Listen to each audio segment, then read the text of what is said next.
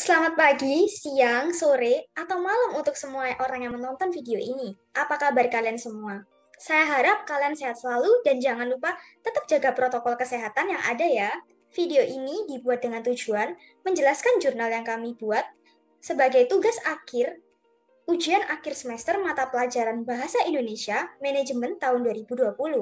Perkenalkan, kami dari kelompok 4 yang beranggotakan 8 orang, yaitu Abisat Intan Cahyono, Andreas Dwian Alfredo Purba, Clarissa Clarisalu, Evelyn Paldia Saragi, Kelvin Andreas Telly, serta saya sendiri Rena Evelyn Octavia, Saifana Aisyah Safera, Windri Rosalia Levaan.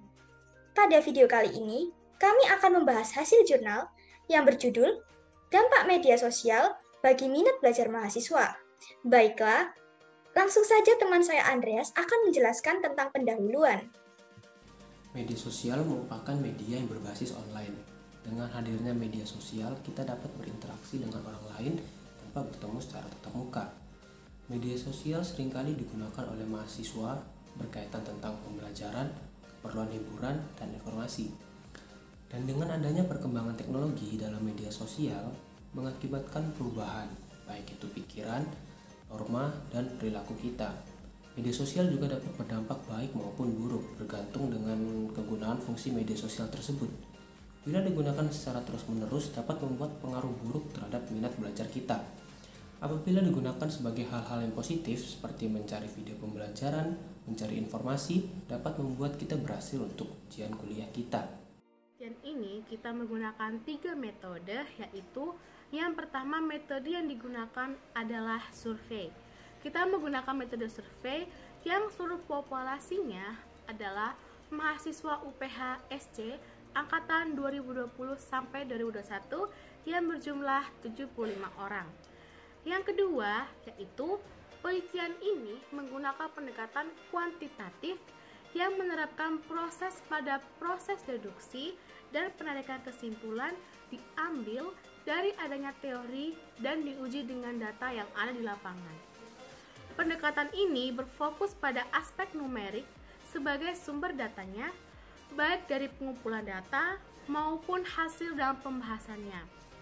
Teknik yang dipakai untuk penelitian ini adalah purposive sampling dan pengambilan data dilakukan dengan cara menetapkan sampel. Nah, sampel di dalam penelitian yang akan kami lakukan adalah mahasiswa UPH SC Manajemen B angkatan 2020 dengan jumlah 30 orang. Dan yang terakhir yaitu dikarenakan adanya PPKM, maka kami melakukan survei menggunakan website Google Forms dan responden akan menjawab melalui online dari rumah mereka masing-masing. Hasil dari angket responden tersebut diteliti dengan menggunakan metode survei yang merupakan bagian dari penelitian kuantitatif. Perkenalkan, nama saya Arisa. Di sini saya akan menjelaskan hasil kuesioner kelompok kami. Dari 30 responden yang mengisi, tertera gambar di sini 100% mahasiswa Universitas Pelita Harapan Kampus Surabaya mempunyai media sosial. Gambar kedua menunjukkan bahwa dari 30 responden yang telah mengisi kuesioner kami, media sosial yang paling sering digunakan yaitu yang pertama yaitu WhatsApp dan persentase 81%. Yang kedua yaitu Instagram dengan persentase 72%. Dan yang ketiga yaitu TikTok dengan persentase 56%. Dan yang keempat yaitu Line dengan persentase 52%. Dan yang kelima YouTube dengan persentase 45%. Dan yang keenam yaitu Facebook dengan persentase 42%. Dan yang ketujuh yaitu Twitter dengan persentase 26%. Dan yang kedelapan yaitu Pinterest dengan persentase 9%. Dan yang kesembilan yaitu Skype dengan persentase 6%. Dan yang ke-10 yaitu Discord dengan persentase 3%. Oke, gambar pertama merupakan diagram seberapa sering Anda bermain media sosial. Berdasarkan hasil yang ada, ternyata paling sering yaitu setiap hari dengan persentase 100%. Untuk gambar kedua, yaitu merupakan diagram berapa jam Anda bermain media sosial setiap harinya. Nah, berdasarkan hasil yang tertera juga, ternyata menunjukkan bahwa dari 30 responden yang memberikan tanggapannya terhadap kuesioner yang penulis berikan, 57% mahasiswa menggunakan media sosial selama 12 jam, 23% mahasiswa menggunakan media sosial selama 2 jam, dan 20% mahasiswa menggunakan media sosial selama 4 jam. Berdasarkan data di atas, hasil diagram menggunakan media sosial. Alasan mahasiswa manajemen B 2020 menggunakan media sosial untuk keperluan yang diinginkan, seperti pendidikan, komunikasi, informasi, dan hiburan. Paling banyak yang menjawab semua benar, sebanyak 77%, karena mereka juga membutuhkan media belajar maupun menghiburkan diri di rumah. Selain itu, menjawab keperluan hiburan sebanyak 10%, menjawab keperluan informasi sebanyak 7%, dan sisanya menjawab keperluan komunikasi maupun pendidikan hasil yang sama, hanya sekitar 3%. Karena mahasiswa juga membutuhkan media sosial untuk keperluan yang terkait pendidikan, membantu memahami materi, dan mendapatkan ilmu. Selain itu, keperluan komunikasi dengan teman yang jarak jauh untuk diskusi atau lainnya, serta keperluan informasi juga bisa memberikan pemberitahuan tentang kegiatan sekolah atau kampus yang diadakan, ujian dan sebagainya. Dan juga keperluan hiburan bisa membuat menghiburkan diri di rumah, namun jangan berlebihan terlalu lama melihat media hiburan seperti TikTok atau lainnya, sehingga kurang aktivitas di rumah. Hasil diagram media sosial dapat berpengaruh buruk terhadap waktu belajar. Dari hasil angket, lebih banyak yang menjawab tidak setuju, sebanyak 47%, dan sisanya menjawab sangat tidak setuju, hanya sekitar 7%, karena mereka terbiasa bermain media sosial terhadap waktu belajar, sehingga bisa mencari informasi dan materi terkait pendidikan. Selain itu, mereka juga menjawab sangat setuju, hanya sekitar 10%, dan sisanya menjawab setuju, sebanyak 37%, karena mereka tidak terbiasa bermain media sosial terhadap waktu belajar, sehingga kurang konsentrasi atau tidak fokus belajar, serta membuang waktu antara media sosial dan belajar. Dari diagram nomor 5 dan 6 menunjukkan bahwa intensitas penggunaan media sosial cukup sering berpengaruh terhadap konsentrasi belajar. Karena hal ini ditunjukkan dengan maksimal persentase 100% dengan jumlah responden 30, menyatakan bahwa 53%-nya menyatakan setuju lebih sering menggunakan media sosial dibandingkan belajar.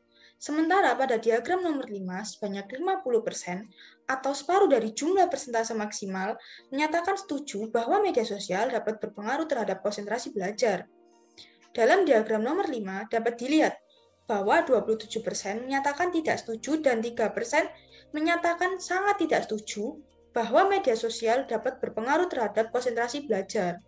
Namun, 20% menyatakan sangat setuju dan 50% setuju.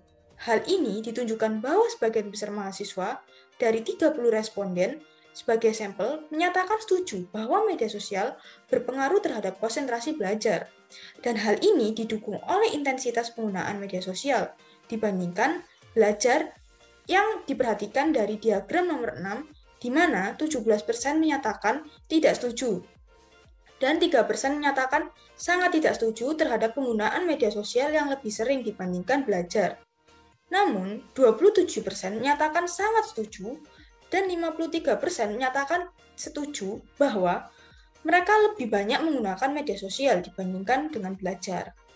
Oleh karena itu, dapat disampaikan bahwa diagram nomor 5 dan 6 dan total observasi 30 responden lebih banyak menghabiskan waktu dengan bermain media sosial dibandingkan belajar, dan hal itu mempengaruhi konsentrasi mereka. Dari hasil survei membuktikan bahwa dampak penggunaan media sosial terhadap minat belajar mahasiswa ternyata sangat berpengaruh besar, sehingga penggunaan media sosial di kalangan mahasiswa cukup tinggi karena berlangsung setiap hari. Media sosial digunakan untuk keperluan informasi, keperluan berkomunikasi, keperluan pendidikan, keperluan hiburan, dan lain-lain. Jenis media sosial yang digunakan adalah Facebook, Line, Twitter, WhatsApp, TikTok, dan lain-lain. Tetapi 47% mahasiswa menilai tidak setuju bahwa media sosial dapat berpengaruh buruk terhadap waktu belajar mahasiswa. Beberapa tanggapan mahasiswa berbeda-beda tentang hal ini. Sebagian mahasiswa merasa media sosial adalah tempat mereka untuk belajar, karena setiap orang pasti bisa mengatur waktu belajar mereka masing-masing. Tetapi media sosial dapat juga mempengaruhi konsentrasi belajar mahasiswa, karena adanya notifikasi dapat menyebabkan rasa ingin tahu atau penasaran, sehingga mengakibatkan sulit berpikir dalam belajar karena konsentrasi terpecahkan. Tapi adapun dampak positif dari penggunaan media sosial terhadap mahasiswa, yaitu untuk mendapatkan sebuah informasi dan berkomunikasi menjadi lebih mudah. Sedangkan dampak negatifnya, mahasiswa menjadi membatasi dirinya terhadap lingkungan luar, menjadi tidak ingin belajar, dan kecanduan dalam bermain media sosial. Sebagai mahasiswa, kita harus mengetahui cara untuk menangani dampak negatif dari penggunaan media sosial, seperti memprioritaskan belajar dan mengatur waktu untuk menggunakan media sosial. Selain itu, kita bisa mencari kegiatan lainnya seperti melakukan aktivitas di rumah, membantu orang tua, membersihkan rumah, serta berkumpul bersama keluarga, atau mencari kesibukan positif lainnya. Oke, berikut saya akan menjelaskan kesimpulan dari apa yang sudah teman-teman saya jelaskan dari artikel kelompok kami sebagai berikut. Poin yang pertama, dari hasil penelitian, maka dapat disimpulkan bahwa sangat penting mahasiswa dalam mengatur waktu dengan baik. Hal ini dapat dilakukan dengan mulai menyusun waktu kapan untuk belajar dan bermain media sosial. Dengan mematikan bunyi yang dihasilkan notifikasi media sosial, tidak memainkan media sosial kecuali untuk kepentingan belajar. Poin yang kedua, beberapa mahasiswa mengatakan bahwa media sosial bisa memberikan informasi yang luas dalam akademik maupun non-akademik, karena dalam penggunaan media sosial dapat berkomunikasi dengan menggunakan etika serta berbahasa yang baik dan benar. Poin yang ketiga, mahasiswa harus ada kesadaran diri bahwa media sosial tidak baik digunakan terlalu lama, sehingga harus tahu membagi waktu antara belajar dan bermain media sosial. Selain itu, mahasiswa harus melakukan kegiatan yang positif seperti berkumpul dengan keluarga, melakukan aktivitas di rumah, mengulangi membaca materi yang telah diberikan, dan lain-lain. Terima kasih atas kesempatan yang telah diberikan oleh Bapak dan Ibu dosen kepada kelompok kami, dan mohon maaf jika ada kesalahan kata dari kelompok kami. Sekian dari kelompok kami, saya ucapkan terima kasih. Tuhan Yesus memberkati.